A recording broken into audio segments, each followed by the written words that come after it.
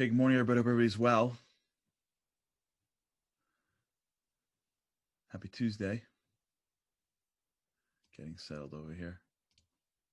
This today's episode is dedicated in honor of the Psalm Sisters, the El group, these wonderful, amazing, holy women that are connected to each other, to God.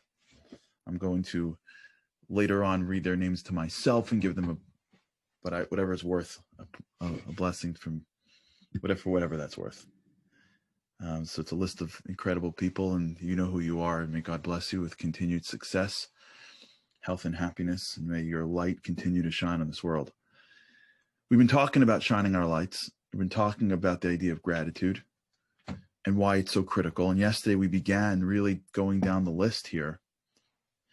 We spoke about the idea of tilt and how a lot of times in our life, our brain really moves us towards things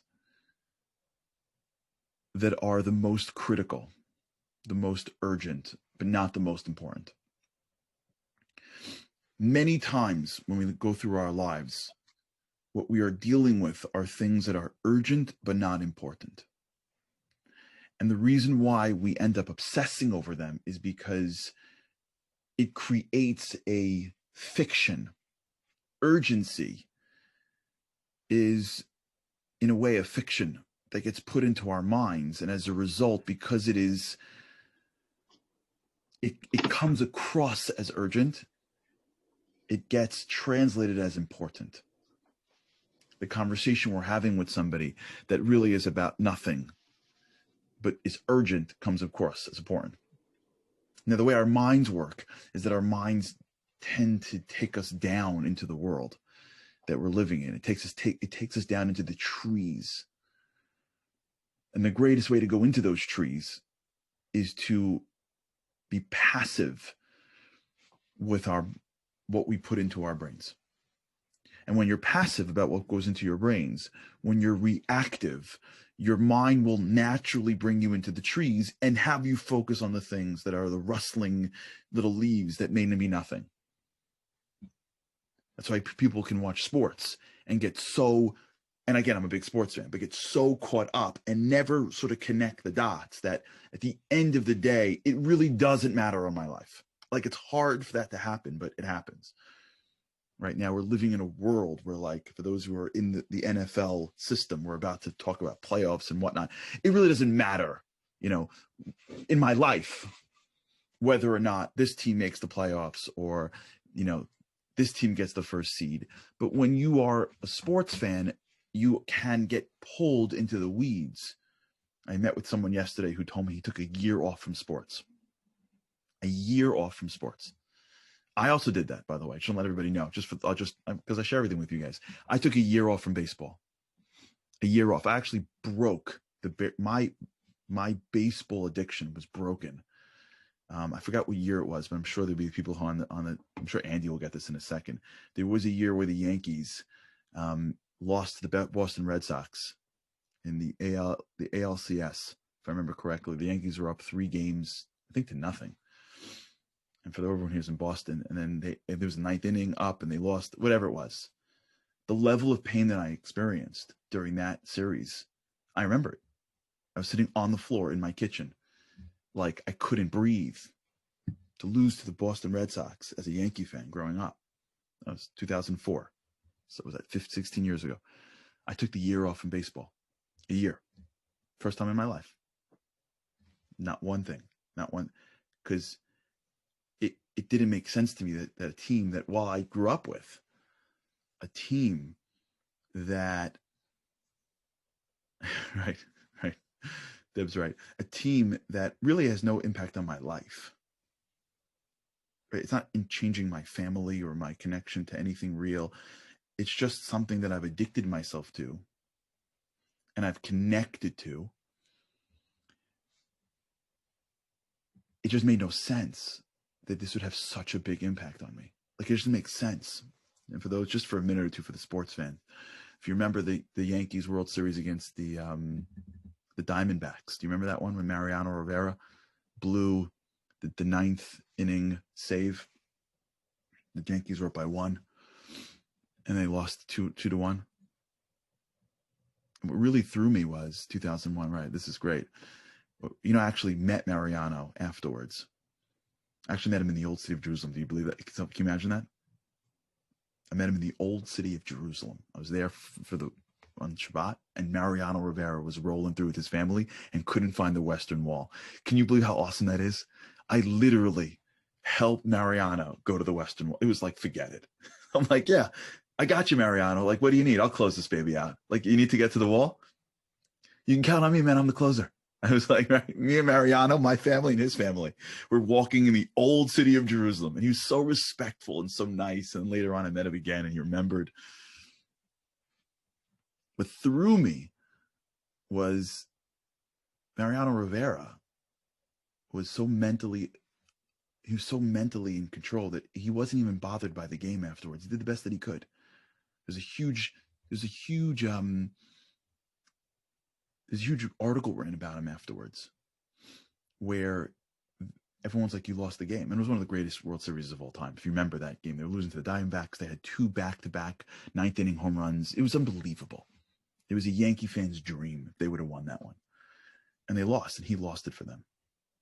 And they asked him afterwards, how do you feel? And he said, I did my best. And I was so taken by that. Here I am, this Yankee fan, watching it. No stake in the Yankees. I'm not even in the stadium. I'm just a guy, broken. In my head the next day, running through the inning again and again and again and again and again. And only people that get this are sports fans. If you're listening and you're not a sports fan, you think I'm totally insane. And I am. But if you are, you get it. You're in the head. The inning is playing in your head. Had he just thrown the inside curveball, had he just not gone with the slider, had they just not thrown the ball to the first base and overthrown, right? And then you meet the guy who was on the mound, and he's okay with it because he did the best that he could. In that moment, me sitting wherever I was, I met him later on in New York at some event, and we spent time together. Long story, I ended up in a car with him, me and him alone. It was awesome. It was last year, this time last year, a year ago today. We had some meeting, and he had to go somewhere, and I ended up in the back seat, and me and him are driving around. We go to like this FBI area to just for him to give back. I spent an hour with him. It was awesome. Mariano Rivera, my childhood hero. This is the story, the difference between good and great. This is why I'm telling you the story.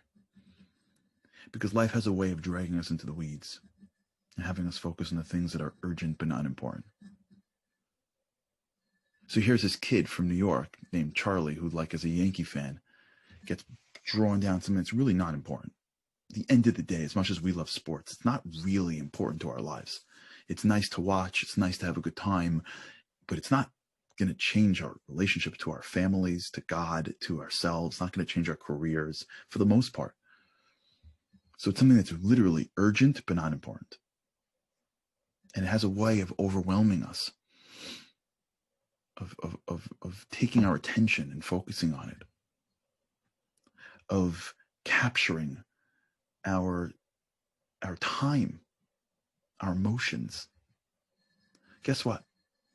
Half of what we see during the day is not important. For most people, to be honest with you, politics is not important. Yeah, it's the country, and that if you're a regular dude and you're not involved in politics and you're not going to make a difference in your local state establishment, for the most of the times, you need to know, you need to be informed, you need to be informed of what's going on in the world. But like, the level of obsession with politics is turning into sports. Today, politics is now sports. Okay, if you're involved in politics, God bless you, then it's your job, just like if you're involved in baseball. If you're a regular person and you're checking the news 40 times a day, you're just checking for your sports teams. They're just not called Yankees and Mets. They're called, Democrats or Republicans. But at the end of the day, you're checking your sports teams. And then you fight. See families like this fighting over stuff they don't even know about. You ever watch this? Families hawking, and they're both sort of just reciting the same sound bites that they heard in their local news. They have no idea what they're talking about. They have no concept of policy. They don't understand even government. They never even took a class in government. They don't understand the difference between really the powers of the judicial branch and the legislative branch and the executive branch. They have no idea. They're just reciting whatever they heard on the local, and they're fighting. Like they're fighting. Like, it's insane. It's urgent, but it's not important. Stuff that goes on in a company. Stuff that goes on. People, did you hear what she said? You're going to forget in a year from now. The kid didn't listen. My wife did this thing. My husband's insensitive. You know the stuff? It's not important. It's just urgent because our brains drag us into it. Our brains will take you and drag you through the mud of life, because if it looks at everything urgent, you'll probably find one thing along the way that's important, and that's what a survivalist does. Checks to make sure that the rustling leaves is not a snake. That's how the brain is built. It's not important. There are families that are broken up on things that aren't important. Someone didn't forget to invite someone else. Two different religious opinions. You know, families that are broken up over religion. You know this stuff? Ridiculous. Someone didn't do something. I'm not downplaying real issues. There's always real issues, but there are so many ridiculous things going on. It's not important. If that person would have allergies, no one would say anything. But the fact that it's not allergies, it's kosher. Now it's like a family drama. It's drama now. You can't eat in my house? It's drama. For what? It's not important. It's just a little bit of food. It's just a conversation. It's just an insensitive. It's not important.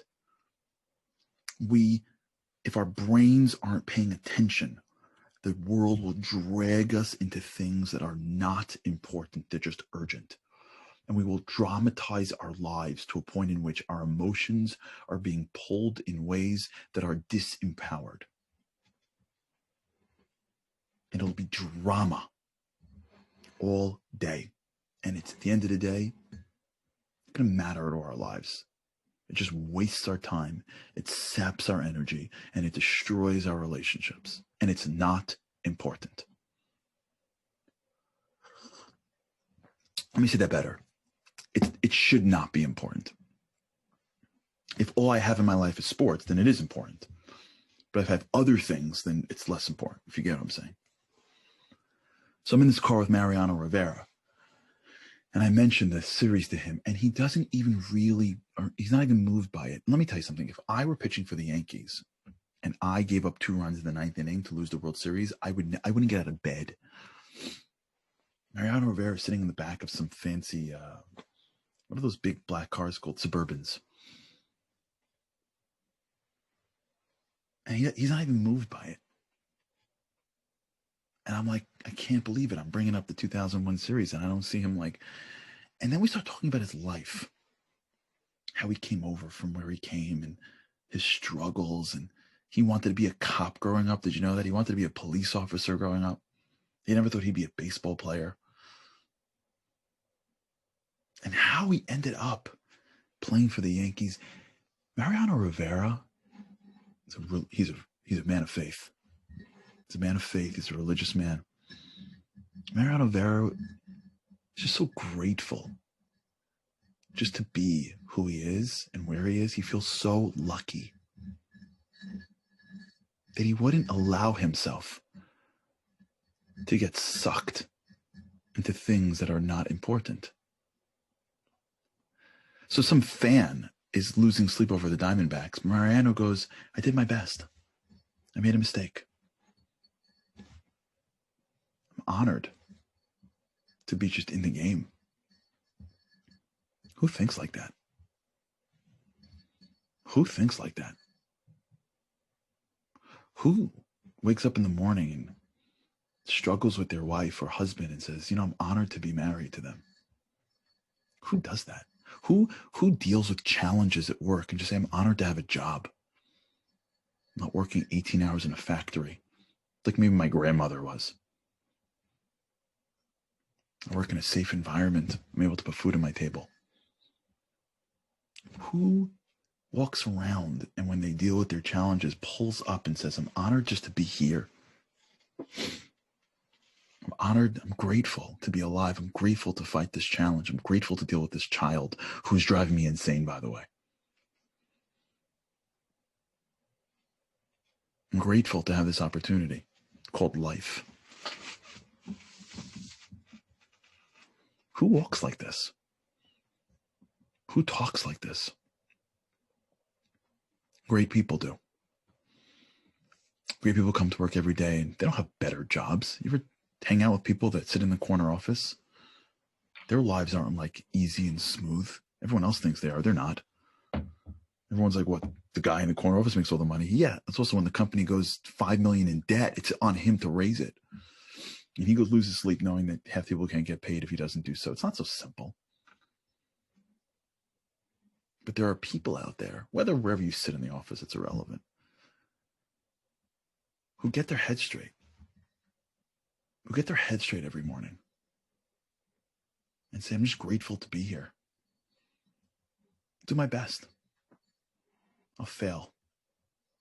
New day. I did my best. They don't hold on to the old. I can't believe I didn't. They don't get lost in the things that are urgent but not important. And the way they don't get lost, which is why we're talking about this now, is not because they're being ambitious. The mechanism to not get lost is not, I want to go out and do more. There is a place for that. It's not here. The way they don't get lost is when they wake up in the morning and they go, I am going to tap in the muscle of gratitude. That's why you see people and families, as soon as someone, God forbid, gets sick, everything goes away. Everything becomes important again. Why? Because when a person starts to realize that the things they have are so much more valuable than they gave value to, like their life and their health, all of a sudden it changes. I was in Israel last week. I was talking to somebody who was saying that there's some politics in Israel, whatever. And he was bemoaning the different parties and the different politics. Like, what do you expect? Like, we're Jews. We have opinions. You know what I'm saying? Like, that's how we roll. And when you put them all in one country, there'll be opinions. You know what I'm saying? Like, go to a Jewish community. We're an opinionated people. That's how God made us. What can I tell you? We don't take it on the chin. That's not our thing. We have other great qualities. One of our qualities is we have opinions. Period. Guess what? We have a country of us. There's going to be opinions. So this guy was bemoaning the fact that there's all these politics and people. And then he says the following. He says, but you should see it when there's a war. You should see Israel when they're under attack. God forbid they should never be under attack anymore. You should see it. What happens when you're under attack? Well, when the threat comes from outside and you're under attack, you know what happens? All the little stuff goes away. And you can breathe again, and you're grateful for life. And you're grateful to get through the day and have no casualties. And all of a sudden, you go to gratefulness, you go to gratitude, all of a sudden, all the other stuff starts to seep away. How does that work? That's how it works. What gratitude does is gratitude focuses your mind on the things that are important, really important. And when your mind is filled with things that are important, it will automatically start to downplay things that are urgent but not important. When you go to things that you need to be grateful for, you are now taking your attention and focusing it on things that are important. And there's only so much attention you have. And what dissipates are things that are urgent but not important. That family that's killing each other sits Shiva for a loved one and they're all best friends again, hopefully, unless it's really bad. But husband and wife that are bickering at each other, all of a sudden, God forbid, COVID hits and there's fear and worry and they're all hopefully hunkering down together. But gratitude doesn't have to come when there's negativity lurking at the doorstep. Gratitude could come just because we are good, and we know how this game works, and we know how to hack the system. And there's no better way to hack the system of gratitude than to be able to do it without having negative come at you.